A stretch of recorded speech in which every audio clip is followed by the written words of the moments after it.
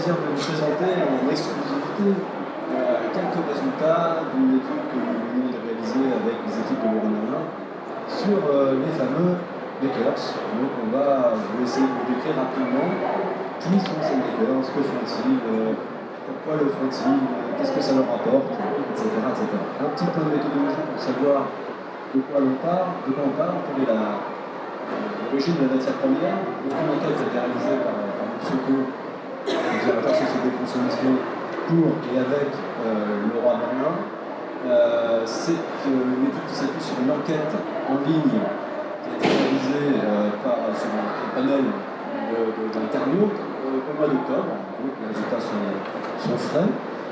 Sur un échantillon de 3000 personnes, un échantillon représentatif de la population française, méthode des quotas, plus traditionnelle, donc la population âgée de 18 à 70 ans.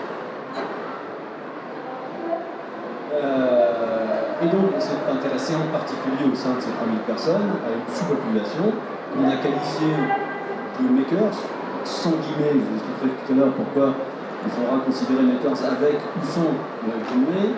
On va considérer comme étant des makers des personnes qui ont déclaré avoir au cours des 12 derniers mois conçu, fabriqué, transformé ou customisé des objets, meubles, objets décoratifs, encadrements, accessoires, pièces détachées. C'était formulé comme ça. On leur donnait en fait une liste d'activités, de loisirs qu'ils étaient susceptibles d'avoir pratiqué au cours des 12 derniers mois. Dans la liste, on avait cette activité-là.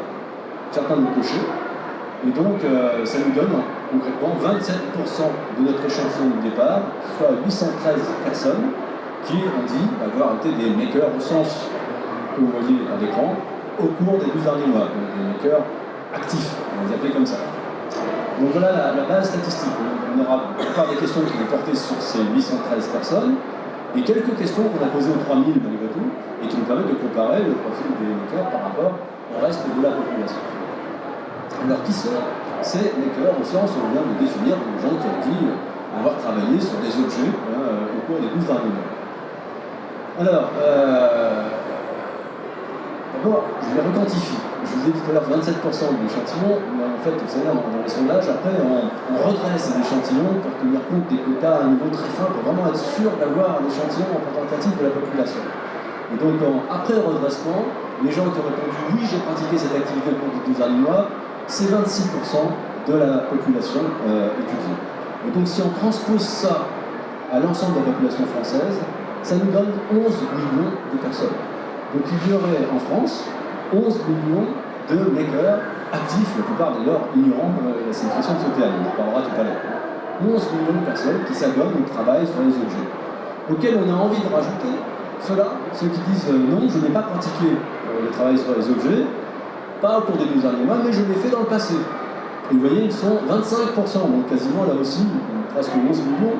Donc en fait, c'est plus de 20 millions de Français qui, à un moment ou à un autre, aujourd'hui et hier, ont pratiqué le travail sur les objets, c'est-à-dire que ça touche un public extrêmement large. On a donc 49% des Français qui n'ont jamais pratiqué cette activité. Donc une activité qui dépasse de beaucoup le microcosme très étroit des makers qui fréquentent les Fab Labs, etc. Alors, non seulement donc ils sont nombreux, mais on a le sentiment que c'est quelque chose qui se développe, ou qui est amené à se développer. Alors, évidemment, une enquête, c'est une photographie. Dès lors qu'on parle d'un développement, on est sur le film, donc on ne peut pas demander à l'enquête de faire ce qu'elle ne peut pas faire. Il faudra refaire cette enquête plus tard pour voir si les choses ont progressé. Mais malgré tout, on a posé aux 3000 personnes, donc à l'échantillon de l'ensemble des Français, on a posé la question suivante: pensez-vous que dans un futur proche, vous serez amené à, donc on a même décomposé les choses, concevoir, fabriquer des objets, ou transformer, customiser des objets. Et on arrive quand même à des résultats qui sont assez étonnants. Si on cumule ceux qui disent oui très certainement et oui probablement, vous voyez que concevoir, fabriquer des objets, 40% de l'ensemble des Français nous disent que dans un futur proche, ils envisagent de pratiquer cette activité. Évidemment, c'est 77% par rapport à ceux qui sont déjà des makers, et c'est aussi 41% de ceux qui l'étaient dans le passé mais qui n'ont pas été au cours des 10 derniers mois. Vous voyez par contre, il n'y a que 13% de ceux qui n'ont jamais fait du travail sur les objets qui envisagent de faire dans un futur proche. Et c'est plus encore sur transformer et customiser des objets, vous voyez, c'est 48% de l'ensemble des Français qui envisagent de pratiquer cette activité dans un futur proche, avec 89% de ceux qui l'ont pratiqué au cours des 12 derniers mois, 61% de ceux qui l'ont pratiqué dans le passé, mais pas au cours des 12 derniers mois, et malgré tout, encore 20% de ceux qui n'ont jamais pratiqué cette activité. Donc vous voyez, on sent qu'il y en a encore un peu sous le pied, donc une pratique largement diffusée, qui semble encore avoir un potentiel de diffusion. Alors, on s'est quand même intéressé à ceux qui ne pratiquent pas, ou ceux qui ont pratiqué dans le passé, et qui ont cessé de pratiquer, qui n'ont pas pratiqué au cours des 12 derniers mois. Donc ceux qui n'ont jamais pratiqué, c'est la première colonne.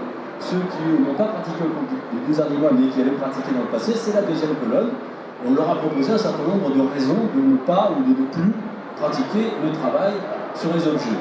Je ne vais pas rentrer dans le détail de ce tableau, mais en fait, ça nous apprend quoi? C'est outre la question du temps. C'est classique pour l'expliquer de loisir. Je n'ai pas le temps. C'est vrai ou c'est la mauvaise foi, ou ça reflète simplement qu'on n'était pas assez motivé, qu'on a fait passer beaucoup de choses en priorité. Mais si je mets de côté la question du temps, fondamentalement, les obstacles à la pratique, c'est le sentiment de ne pas avoir suffisamment de compétences en la matière et le fait de, pour avoir raison là aussi, de ne pas penser avoir accès aux équipements nécessaires.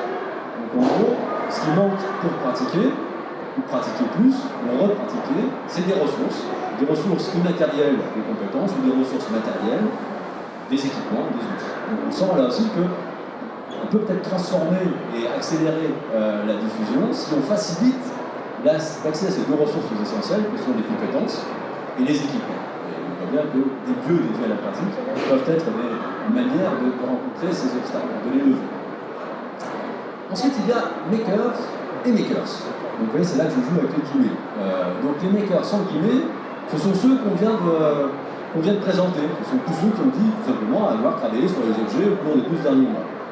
Les makers avec des guillemets, ce sont ceux qui, à la question est-ce que vous vous reconnaissez comme étant un maker, ont répondu oui. Oui. Et cela, vous voyez, sur les 26% qu'on a vu tout à l'heure, eh ben, ils sont, je le perds, ils sont là. 4% de l'ensemble des Français, non seulement pratiquent le travail sur les objets, mais revendiquent le terme de makers, c'est-à-dire une toute petite minorité. Le gros des makers ne sont pas des makers, ils ne se reconnaissent pas dans ce terme, et d'ailleurs ils ne s'y reconnaissent pas très souvent parce qu'ils ne savent pas ce que c'est. Vous voyez, 16% de 26%, c'est-à-dire la majorité des makers, ne connaissent même pas le terme, ne sont pas capables de donner une définition. Et pour être tout à fait complet, ceux qui se prétendaient makers ou ceux qui prétendaient savoir ce que c'était, on leur a demandé question ouverte de préciser ce que c'est. Et quand on regarde les réponses, je peux vous dire qu'en fait ils sont 70% à ne pas savoir ce que c'est. C'est quelquefois n'importe quoi, certains le savent très bien, mais d'autres pas du tout. Donc on a quand même deux sous-populations différentes, des gens qui pratiquent comme Molière, qui font de la prose sans le savoir, et des autres qui revendiquent un titre, donc qui sont immergés dans une forme de communauté. Alors à quoi semble-t-il ces makers? Il n'y a pas vraiment de profil type. Il n'y a pas vraiment de profil type, en fait, c'est un peu monsieur, madame, tout le monde. Alors, il y a quand même quelques aspérités quand on regarde dans les détails du chiffre, mais il faut s'enlever l'idée qu'il y aurait une sorte de portrait robot du makers avec ou sans guillemets.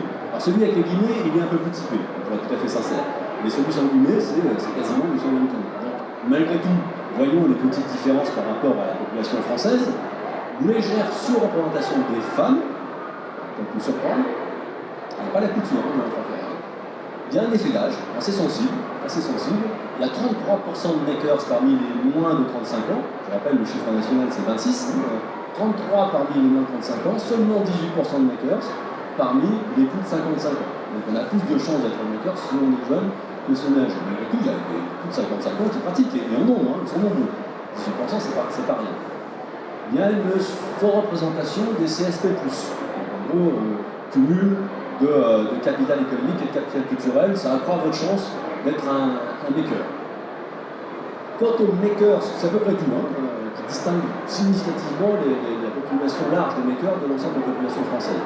Et si on resserre sur les makers avec les guillemets, ceux qui se revendiquent comme étant des makers, alors l'effet d'âge est plus net, franchement plus net, c'est déjà perceptible là-haut, ici le plus marqué, les moins de 35 ans constituent 69% de l'ensemble des makers.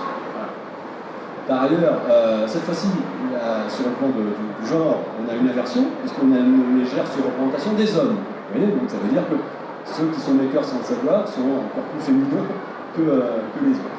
Et puis si on regarde un peu à quoi ces gens pensent, leur système de valeurs, etc., ils sont plus sensibles que l'ensemble des makers aux questions écologiques. Et ils ont un système de valeurs qui est davantage orienté vers l'altruisme et la réalisation personnelle. Donc ils ont quand même un profil plus marqué, plus typé que l'ensemble de la population et indirectement de l'ensemble des makers. Point très intéressant, les makers sont des généralistes du faire, car le faire ne se réduit pas au travail sur les objets. Donc on a passé en revue dans l'enquête rapidement 24 activités du faire. On avait déjà réalisé avec la Naïf il y a 2 ans un observatoire du faire, et là on travaillait en profondeur sur les 24 activités. Alors ça va des arts graphiques à composer de la musique, faire du sport individuel ou collectif, faire du coloriage, travailler des photos, vous voyez, toutes les activités de loisirs actifs. On produit quelque chose de matériel ou d'immatériel. Donc on a demandé aux 3000 personnes si au cours des 12 derniers mois, ils avaient pratiqué chacune de ces 24 activités. Et donc vous voyez ici la distribution du nombre d'activités.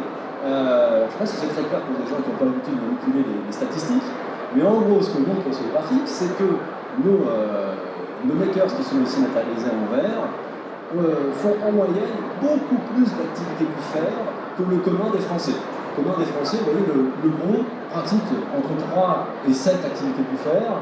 Vous voyez que les makers, ils sont clairement polarisés entre 8 et 12. Donc, ça nous amène à les qualifier de généralistes du faire. C'est pas juste des gens qui aiment bien tricoter les objets, c'est des gens qui sont gourmands de ces loisirs actifs en général. Vous allez voir que ça a une conséquence inattendue que je vous réserve pour la fin de mon exposé. Ensuite, le lien avec les autres activités. Précisons un tout petit peu, comme ce sont des généralistes du faire, avec quelles autres activités ils ont des acquaintances. Et bien 92% des makers sont aussi des bricoleurs, ce qui n'est pas étonnant. En même temps, tous les bricoleurs ne sont pas des makers. Vous voyez, 62% des Français sont des bricoleurs. Donc il y a vraiment une surreprésentation du bricolage parmi les makers. 80%, c'est plus étonnant, jouent aux jeux de société, y compris les jeux vidéo, comme ça se joue ici. Alors que c'est 63% seulement de l'ensemble des Français. 78% pratiquent le bricolage, alors que c'est 57% pour l'ensemble des Français. Merci, c'est le jardinage, vous l'avez lu. 70% pratiquent la cuisine élaborée, faire des plats recherchés, la pâtisserie, etc. C'est 51% des Français. Vous voyez, c'est systématiquement sensiblement plus. 66% pratiquent un sport individuel, contre 49% des Français. Vous voyez, c'est un domaine totalement différent. Il n'y a pas le lien direct avec le travail sur les objets.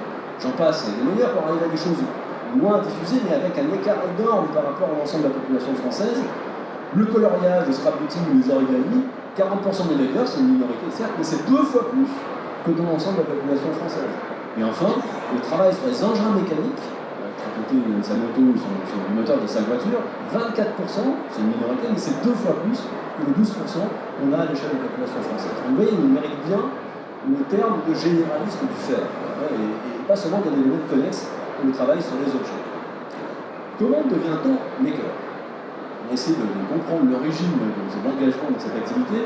Une étude est plus complète sur ce point que ce que je vais vous montrer, je vais juste donner un petit aperçu. On a demandé, voilà, au démarrage, comment vous est venue l'idée ou l'envie de pratiquer cette activité. Et bien, très nettement, le premier item qui sort, c'est d'un besoin d'un produit qui n'existe pas, ou d'adapter un produit à mes besoins et à mes goûts.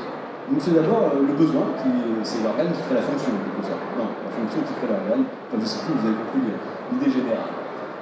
Quand on descend un petit peu dans les déterminants, on se rend compte assez vite qu'ensuite on peut être un peu contaminé par les autres, les réseaux sociaux, mais aussi l'expérience durant l'enfance. C'est quelque chose qu'on va retrouver à plusieurs reprises dans l'étude, qu'avoir été confronté à ça dans l'enfance, à l'école, avec ses parents, ses grands-parents, etc., ça accroît les chances plus tard de devenir un maker. Ce qu'on montre, et c'est vrai pour toutes les activités du faire, que ce qu'on apprend petit vous détermine en grande partie pour la suite de votre vie.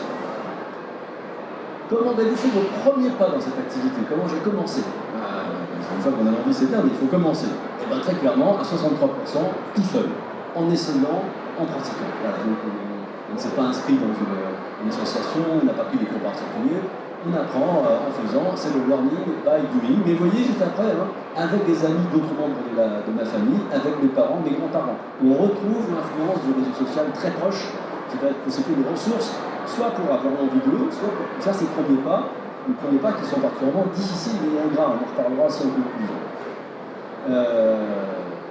Au passage, pour 24% des makers, cette pratique est liée d'une manière ou d'une autre à leur activité professionnelle. Je ne rentre pas dans les détails, le lien avec l'activité professionnelle peut être de nature très, très différente, et quand même, pour un quart, il y a un lien avec l'activité professionnelle, et vous voyez, c'est beaucoup plus, c'est 45% parmi les makers, ceux qui se revendiquent comme étant des makers. Donc on a ici des gens qui véhiculent dans leur pratique de loisirs des compétences ou des ressources qu'ils ont acquises dans le cadre de leur activité professionnelle. Comment pratiquent-ils? Alors, d'abord, on pratique de manière très similaire en termes de fréquence. En gros, vous avez des forcenés, hein, qui font ça, vous voyez, quotidiennement ou presque, c'est un très peu nombre de 4% seulement, hein, mais une ou plusieurs fois par semaine, on est quand même 8%. Donc vous avez un petit groupe qui pratique très intensivement, et à côté de ça, vous avez quand même un ventre mou qui pratique très occasionnellement, vous voyez, 3-4 fois dans l'année, 17%, une ou deux fois dans l'année, 20%. Donc en gros, le maker du dimanche côtoie le maker très, très engagé. Ça va aussi, ça, avec le niveau de compétences déclarées par le maker. On va interroger là-dessus, évidemment, plus on pratique, plus on déclare un niveau de compétence, un savoir-faire qui s'accroît. Ensuite, au-delà de l'engagement du temps qu'on y passe, on s'est intéressé également à l'engagement psychologique. Est-ce que c'est quelque chose d'important pour la personne qui pratique? Je doute qu'il y a certainement un lien entre l'engagement psychologique et le temps qu'on y consacre, une chose égale par ailleurs, il y a plus ou moins contraint, le temps disponible. Et donc, une manière de poser la question, c'était ça, c'est dans quelle mesure cette activité est-elle un centre d'intérêt important dans votre vie? Et vous voyez, on avait le cas extrême, hein, c'est le principal centre d'intérêt de ma vie. Non, il y a très très peu de gens, il y en a quelques-uns quand même. Hein. Mais pour la plupart, c'est quand même pas le premier centre d'intérêt de ma vie. Et vous voyez, très important, la l'ensemble des makers, c'est 19% qui ont choisi ça.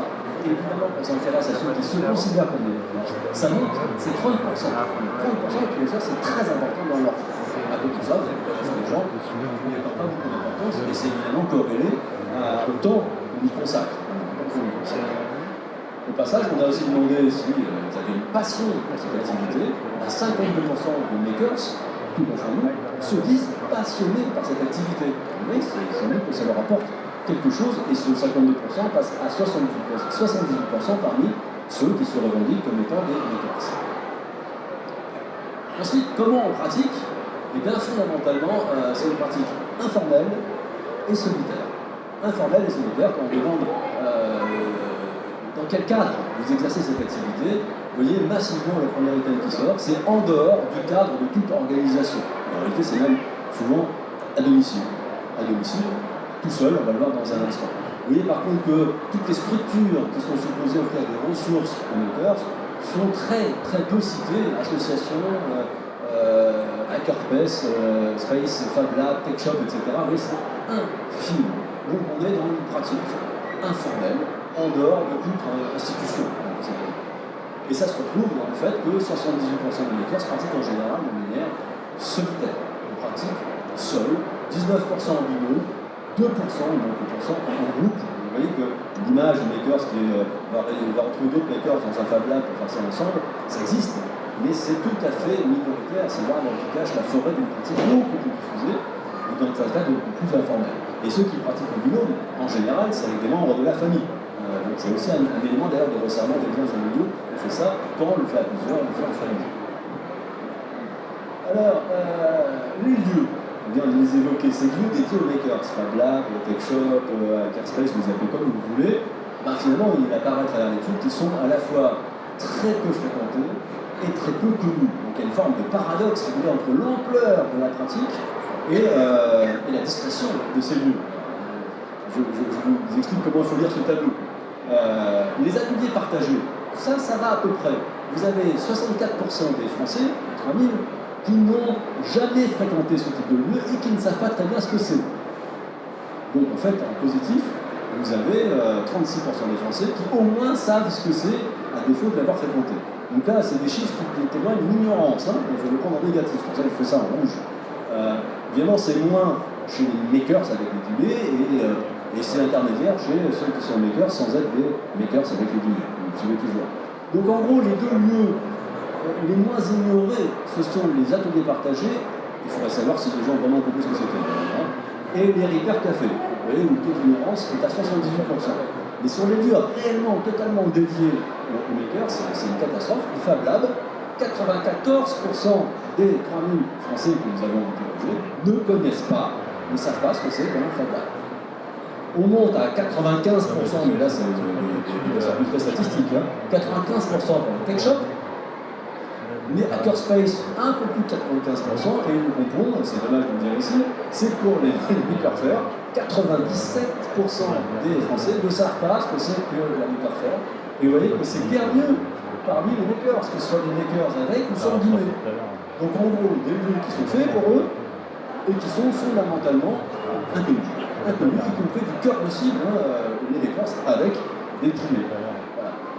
Et pourtant, quand on explique aux gens ce qu'on a fait dans l'enquête, ce que c'est que ces lieux, sans rentrer dans la distinction entre un makerspace et un Fab Lab, on ne rentre pas là-dedans, on explique en gros c'est un lieu où on va trouver des ressources, des compétences, des conseils, etc.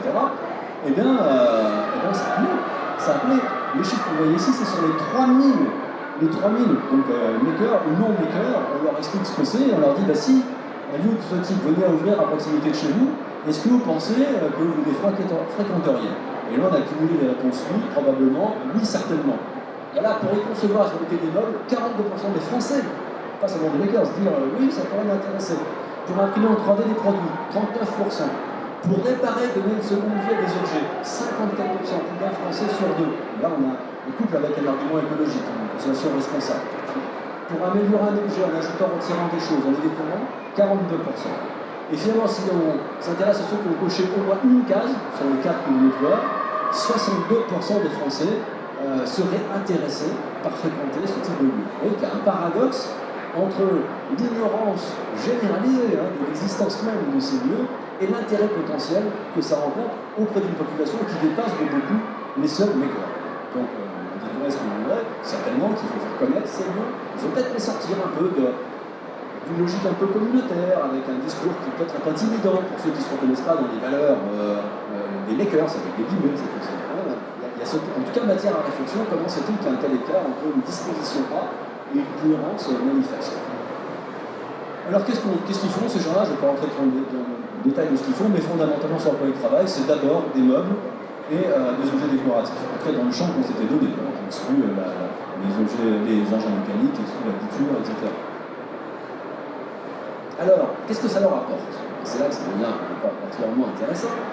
Qu'est-ce que ça leur apporte? D'abord, un sentiment de fierté. Quand on fait, on est fier de ce qu'on fait. 91% des makers, sans guillemets, tous disent éprouver un sentiment de fierté par rapport à ce qu'ils ont réalisé en travaillant sur les objets. Et vous savez que la fierté, ça augmente l'estime de soi, et quand on a une forte estime de soi, on a une identité qui est plus solide, et on est mieux dans sa peau, donc on ne va pas cacher son plaisir. Ils sont tellement fiers que 91%, donc pas les mêmes, donc, ont l'habitude de partager le résultat de leur pratique. On montre, comme on est fier, on montre. Et certains vont jusqu'à montrer en dehors du réseau familial et amical, qui est quand même la première tribune pour montrer sa réalisation, 26% montrent sur les réseaux sociaux. On monte à 50% un maker sur deux. Donc voilà, on est tellement fiers de soi qu'il faut étaler, et ça fait du bien de pouvoir se valoriser auprès des autres. Et certains sont tellement fiers d'eux, 47%, qu'ils offrent leur réalisation en cadeau. Ça fait toujours plaisir, en tout cas pour ceux qui l'offrent, pour ceux qui le reçoivent, je ne sais pas, mais pour ceux qui... Voilà. 14% le font souvent. Et puis 9% vont même jusqu'à tirer des revenus de leur activité, transformés en général. On leur demande le montant, en général c'est très peu de choses, ou alors c'est de semi-professionnel. Mais tirer même 3 francs 6 sous de ce qu'on a fabriqué, ça veut dire qu'il y a une demande en face qui est prête à payer. Et ça valorise le travail qui a été réalisé. Alors non seulement on est fier, et puis on montre et on échange, etc., mais en plus, pendant qu'on le fait, on ressent des affects positifs. C'est agréable ça. Donc on a plusieurs questions, je vous montre tout ici, sur qu'est-ce qu'on ressent pendant qu'on le fait. On n'était pas avec eux, dire comment tu te sens. On leur demandé de reconstituer ce qu'ils ressentent au moment de répondre à l'enquête. D'abord du plaisir. On va pas goûter son plaisir lui-même, c'est formidable d'avoir une source de plaisir, 67%. Mais aussi, vous voyez, pas que ça, de la concentration, 57%, ce qui est l'indice que, cette réponse et d'autres, sont l'indice du fait que pratiquer le travail sur les objets produit ce que les psychologues appellent du flow, cet état d'extrême concentration, on oublie tout et finalement ça nous rend vachement bien. Dans cet état-là, c'est un vrai bénéfice psychologique. Donc du plaisir, du flow, mais aussi, vous voyez, le sentiment de liberté, d'autonomie. Ailleurs, on apprend que c'est aussi le plaisir d'exprimer sa personnalité. Voilà. Donc il y a des bénéfices relevant des affects, mais qui renvoient à des dimensions psychologiques qui sont certainement des choses qui sont très bonnes pour l'individu. Avec conséquences, des gens qui sont satisfaits de leur pratique. On leur a demandé de noter, entre 0 et 10, la satisfaction qu'ils ont à l'égard de leur pratique. En moyenne, on obtient 7,1 sur 10. C'est une note honorable, elle n'est pas spectaculaire, il faut le reconnaître, mais derrière la moyenne, il y a encore une fois une dispersion, et vous avez quand même 43% de notes avec un S supérieur ou égal, avec un S à 8. Là, ça commence à devenir des bonnes notes. Et finalement, qui sont ceux qui mettent des bonnes notes et ceux qui mettent des mauvaises notes, ça dépend de l'engagement dans la pratique. Et en fait, il y a plein de choses qui dépendent de l'engagement dans la pratique.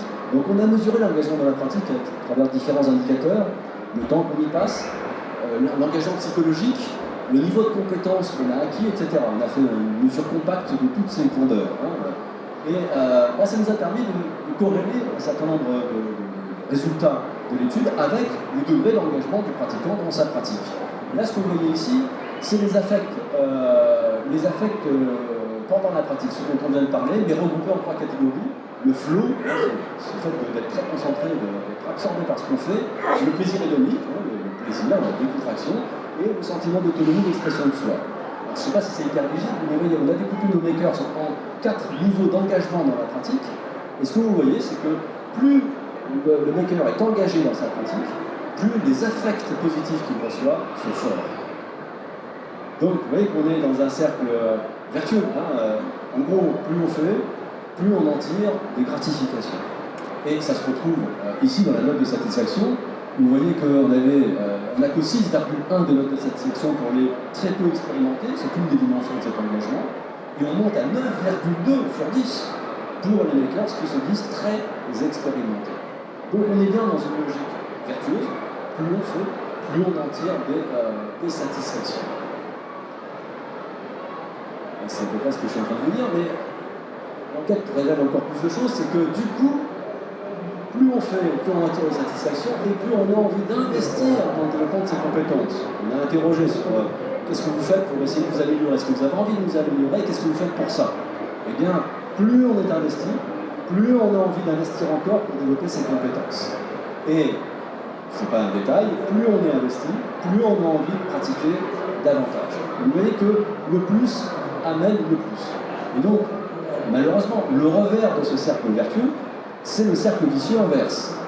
C'est-à-dire que quand on ne fait pas beaucoup, qu'on n'est pas beaucoup engagé, on n'est pas très satisfait du résultat.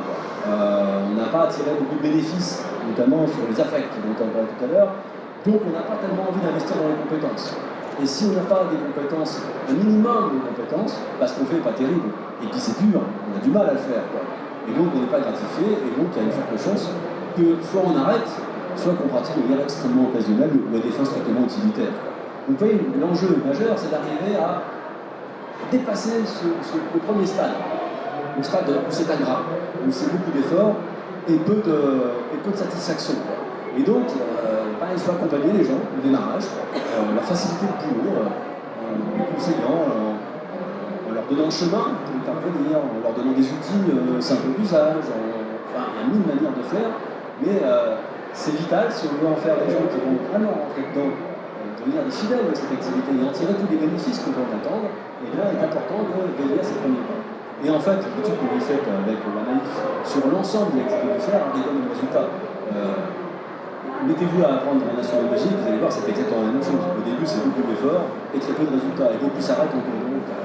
Donc il y a un enjeu majeur à accompagner dans les premiers pas pour qu'on rentre, qu'on commence à escalader la montagne des plaisirs. À ce moment-là, plus besoin d'être accompagné, on y va tout seul.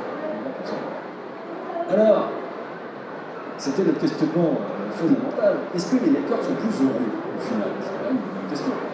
Donc, on a abordé la question du bonheur, qui est une question compliquée, de manière statistique et rudimentaire, mais comme on le fait assez souvent dans la littérature académique, c'est un sujet. Donc, c'est pas honteux ce qu'on a fait. Donc, une manière de faire, c'était de demander aux gens de donner une note allant de 0 à 10 en fonction du degré de satisfaction qu'ils ont à l'égard de leur vie en général. L'Union européenne suit cet indicateur depuis 1973, pour savoir si les Européens sont heureux ou non. On prend pour ça comme indicateur de bonheur. Donc plus vous mettez une note élevée, plus vous êtes supposé être heureux. Donc c'est pour la vie en général. Alors on a regardé donc les makers, ils mettent 6,9 en moyenne. Une dispersion. La moyenne pour les makers c'est 6,9. Pour les personnes qui ont pratiqué dans le passé mais qui n'ont pas pratiqué au cours des 12 derniers mois, on est à 6,6. Et pour les personnes qui n'ont jamais pratiqué, eh bien c'est 6,4. Ouais, les écarts ne sont pas colossaux, mais globalement, effectivement, en moyenne, en tout cas si on regarde les choses en bilatéral comme ça, en croisant les variables, eh bien, les makers sont quand même un peu plus heureux. Est-ce que c'est parce qu'ils pratiquent? Je ne sais rien, mais en tout cas, ils seraient plus heureux. Vous voyez, quand on croise cette note avec le degré d'engagement dans la pratique, ben, on retrouve à peu près ce que je vous ai dit, c'est-à-dire que non seulement on a plus d'affects positifs pendant qu'on fait, mais on constate statistiquement, j'ai du mal à l'expliquer, que ceux qui sont des makers assidus sont plus généralement heureux dans la vie. Les très très engagés, vous voyez, ça redescend un peu. Peut-être qu'il ne faut pas être obsessionnel non plus dans ce qu'on fait. Je ne sais pas, plus d'interprétation. Enfin, ça on se méfie quand on met deux variables côte à côte et qu'on essaie de trouver une corrélation simple, on risque de faire des erreurs. Donc les économistes aiment bien faire de l'économétrie, c'est-à-dire qu'ils font un modèle où ils mettent ensemble toutes les variables qui sont susceptibles d'influencer une variable qu'on cherche à expliquer. Là, on cherche à expliquer le bonheur. On se doute bien que si le secret du bonheur c'était d'être maker, ça se saurait. Donc c'est évidemment beaucoup plus de facteurs qui se combinent. Être maker, c'est éventuellement une variable parmi d'autres. Donc c'est ça l'objet de l'économétrie. On va neutraliser l'effet de variables dont on sait qu'elles ont une influence sur le bonheur. Le revenu, par exemple. On sait que les riches sont plus heureux que les pauvres. Peut-être que, comme on a vu que les makers étaient plutôt des CSP+, peut-être que tout simplement cette relation qu'on vient de voir a tenu au fait que, étant plus riches, ils sont plus heureux parce qu'ils sont plus riches, pas parce qu'ils sont makers. Vous comprenez l'idée? Alors, c'est ce qu'on a fait, et en gros, résultat, c'est bref, il y a des confirmations que le fait d'être un maker a un effet sur le bien-être, un vrai effet sur le bonheur, vous aurez tel que je vais vous expliquer, mais qu'en fait, uniquement au-delà d'un certain niveau d'engagement. Les makers qui font ça du bout des lèvres, statistiquement, c'est pas perceptible. Donc c'est ceux qui sont déjà significativement engagés dans l'activité qui révèlent un effet positif sur leur bien-être, toutes choses nouvelles par ailleurs, en ayant utilisé l'effet des autres variables. Mais, on a testé une autre version du modèle, où on a intégré non seulement le fait d'être maker, mais l'engagement général dans toutes les activités du faire, les 24 activités dont je parlais tout à l'heure. Vous vous rappelez que nos makers sont des généralistes du faire. Et bien quand on met comme variable dans l'équation également cette mesure de l'engagement général dans le faire, eh bien l'effet d'être maker disparaît. Donc ce qui incite plutôt à penser que ce n'est pas tant de fabriquer des objets qui nous rendent globalement plus heureux de notre vie, mais c'est peut-être que les makers étant des gens curieux, qui remplissent leur loisir, leur vie d'un tas d'activités dans tous les domaines, eh bien c'est ça qui les rend heureux, c'est d'être globalement des faiseurs, pas seulement des makers, mais des faiseurs. Et évidemment, ce qu'on ne sait pas et qu'on ne saura sans doute jamais, quand le psychologue travaille sur la question, c'est est-ce qu'on devient un faiseur parce qu'on a un câblage psychologique qui nous rend faiseur, mais aussi qui nous prédispose à être heureux? Est-ce que c'est parce qu'on le fait qu'on est heureux? Là, vous voyez, on rentre dans des considérations philosophiques extrêmement sophistiquées. Je vous laisserai faire votre propre religion. Ben voilà, un aperçu des résultats. Vous voyez, c'est très riche. Pour moi, c'est plein de surprises. Je retiendrai 2-3 éléments. Un, ils sont très nombreux, beaucoup plus nombreux que ce qu'on pouvait imaginer au départ. 2, c'est une activité qui épanouit les gens. 3, peut-être qu'il faut organiser tout ça, quoi. Et on a l'impression que ça ne demande que ça. Et moi, je suis sorti de cette étude avec l'observation de ce paradoxe. Il y a bien un mouvement qui se crée, et on est ici dans un lieu qui manifeste ce mouvement, mais qui a l'air d'être un petit peu à côté du cœur de sa cible. Donc peut-être qu'il y a un autre public à aller chercher, peut-être un autre discours à adopter, d'autres types de localisation aussi, un maillage du territoire pour attirer les gens. Il y a quelque chose à faire, en tout cas, pour que ces makers du dimanche puissent trouver encore plus de plaisir dans leur activité parce qu'on leur a mis sur un plateau les moyens de réaliser leur activité dans les meilleures conditions. Je vous remercie de votre attention et je suis à votre disposition pour les questions.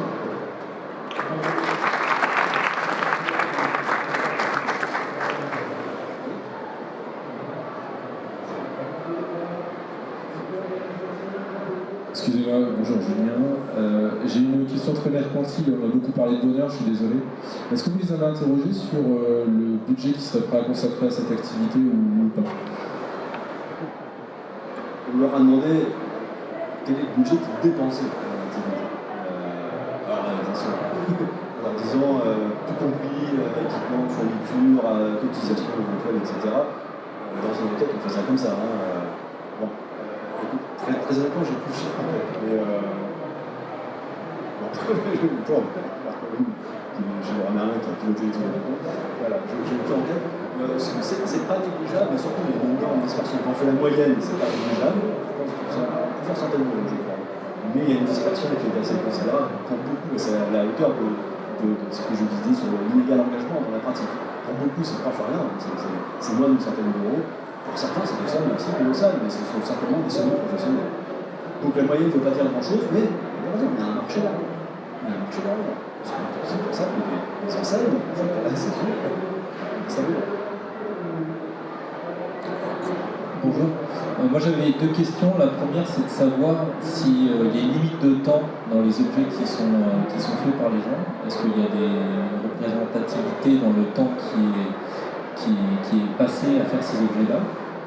Et la deuxième, c'est est-ce qu'il y a une limite, est-ce que le fait que les 35 ans soient majoritaires, c'est lié finalement aux 35 heures? Est-ce qu'il n'y a pas un phénomène de société où les gens ont plus de temps et ont moins d'argent quand ils sont jeunes, et donc finalement que ça devient une motivation aussi pour faire? C'est difficile à répondre. J'ai zappé cette partie de tout, où on les a interrogés sur les motivations, pourquoi ils font. Vous savez, dans la littérature sur les motivations, on distingue en général les motivations intrinsèques, on fait parce que c'est agréable de faire, et les motivations extrinsèques, on fait pour le résultat qu'on en attend. Et là, pour les pratiques de loisirs, en principe, dominent les motivations intrinsèques. Sauf que, quand on avait fait l'étude sur le fer, le bricolage, par exemple, échappe en partie à ça. Les bricoleurs qui bricolent pour le résultat, et parce qu'ils font des économies. Mais là, en l'occurrence, de nouveau, c'est des motivations intrinsèques qui dominent largement. Et parmi les motivations extrinsèques, elles existent, la dimension financière, faire des économies, elle est citée, hein, mais c'est vraiment une motivation de second rang, moins importante que l'idée de donner une deuxième vie à un produit, par exemple. Oui, c'est une motivation extrinsèque. J'économise des ressources, je donne une deuxième vie à un produit, une mention écolo, quoi. C'est plus important parmi les motivations extrinsèques que le gain de revenus. Ça détache du bricolage de ce point de vue-là. Le poids, c'est le souci de faire des économies beaucoup plus marqué dans le bricolage que sur le travail des objets. Ça répond à votre question? Alors sur le temps, c'est difficile aussi de vous répondre. Ce que je peux vous dire, c'est peut-être que les jeunes sont plus impliqués, enfin, légèrement plus impliqués, hein, c'est pas massif. Hein. Peut-être aussi parce que ça peut impliquer dans une certaine mesure l'usage d'une technologie un peu sophistiquée, pour certaines pratiques, hein, pas pour toutes, parce que aussi sans doute le mouvement maker, c'est plutôt le mouvement qui touche les jeunes. C'est la mouvance associative, hein, ça touche plutôt les jeunes. Par contre, quand on regarde l'engagement, moi j'ai été frappé de voir que les seniors, notamment les retraités, sont très engagés là-dedans. Ils sont psychologiques, hein, ils ont plus de compétences, parce qu'ils ont accumulé, et ils tirent beaucoup de plaisir de ce qu'ils font. Donc il ne faut pas avoir le cliché du jeune geek, hein, le maker moyen, c'est pas ça. Il est fondamentalement divers, et vous êtes peut-être un peu plus de jeunes que plus âgés, mais les âgés sont significatifs, et ils y prennent un vrai plaisir et un vrai engagement. En plus, c'est un vecteur de transmission. Donc voilà. Attention au cliché.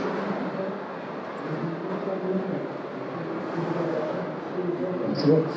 J'ai juste une remarque par rapport aux moyens de transmettre le savoir en quelque sorte.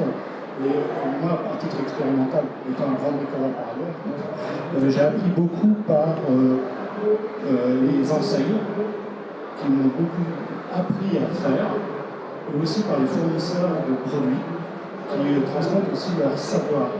Et je pense que c'est aussi une manière, là je l'ai fait à l'instant avec un fournisseur d'imprimante 3D, qui, et peut-être que ça apparaît peut-être pas assez dans l'étude, c'est-à-dire que ces canaux un petit peu transversaux en quelque sorte, y compris des enseignants qui ont des conseillers qui vous accompagnent assez rapidement pour vous aider à fabriquer quelque chose, à avoir une technique, ou éventuellement avec des échanges de clients. Vous êtes chez Laurent Merlin pour d'échanges entre clients et qui dans l'échange de pratiques aussi. Et donc c'est peut-être aussi quelque chose qui n'apparaît peut-être pas dans l'étude en tant que telle. Alors, je ne sais pas si vous l'avez trouvé d'une manière ou d'une autre. Si, c'est dans l'étude en tant que telle, on s'est vraiment intéressé à la manière dont se forment et évoluent les compétences. Et je n'ai pas les chiffres dans l'ordi pour vous donner tout de suite, mais en gros, le premier canal de formation, d'auto-formation des makers, c'est les réseaux sociaux. Donc, soit les réseaux sociaux physiques, encore une fois, les proches, les amis, etc. Soit ce qu'on peut trouver sur les réseaux sociaux au sens large, notamment les didacticiels, qui peuvent être publiés par des enseignes ou des fabricants. Mais on s'auto-forme, le gros est de l'auto-formation, voilà, avec des supports numériques ou des relations interpersonnelles. Et par ailleurs, on a aussi un chapitre sur les attentes des makers à l'égard des marques qui travaillent sur ce champ. Ce n'est pas la première attente, mais il y a aussi une attente d'être accompagné dans la pratique, formé, etc. Donc il y a ici un terrain de collaboration non strictement marchand, ce qui est intéressant, entre des acteurs économiques et des praticiens pour ensemble, et vous voyez l'intérêt. Je prends un exemple hors maker, mais j'ai été frappé. Fender, le fabricant américain de guitare électrique, a lancé il y a quelques mois un vaste programme de formation en ligne pour des débutants. On a bien compris d'abord que les jeunes se détournaient des guitares électriques, parce que c'est pas un truc à la mode, donc il faut y retourner, et ils savent que les premiers pas, souvent, sont rédhibitoires. Donc si on arrive à mâcher le travail des premiers pas, on va faire des gens qui vont durablement jouer la guitare et qui vont monter en compétence. Et au départ, on joue une guitare pas chère, et puis on monte en compétence, puis on en veut des plus jolies, et puis après on finit par les collectionner. Donc vous voyez, il y a un moment, il peut y avoir convergence des intérêts entre l'acteur marchand, dont la finalité, une des finalités en tout cas, c'est de faire du chiffre d'affaires et du profit, et l'intérêt des gens, parce que vous voyez là que quand on escalade cette courbe d'apprentissage, eh bien on en tire des vraies gratifications. Donc c'est formidable, si on peut trouver un terrain de pacification entre les vendeurs et les clients, qui ne sont pas uniquement sur la promo, le Black Friday, etc., mais c'est des choses qui sont un jeu à somme positive, tout le monde en profite.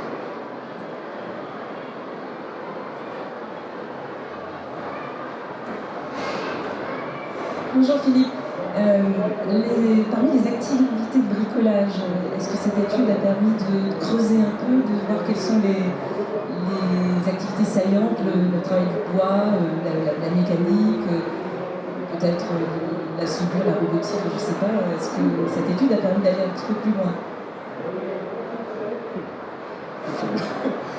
Oui, on a abordé, mais je n'ai pas voulu vous encombrer avec ça parce que ça arrive à un niveau de détail. On a demandé sur quels matériaux, avec quels équipements, etc. On retrouve en gros ce que je vous ai dit, c'est-à-dire que vous avez des makers du dimanche en gros, qui travaillent avec des choses ordinaires, du bois, une perceuse, un tournevis, et vous avez une petite minorité de très confirmés qui sont sur des choses beaucoup plus élaborées. Donc là, l'étude l'aborde, je n'ai pas voulu vous encombrer avec ça. Et même que l'étude aborde une relation avec le bricolage.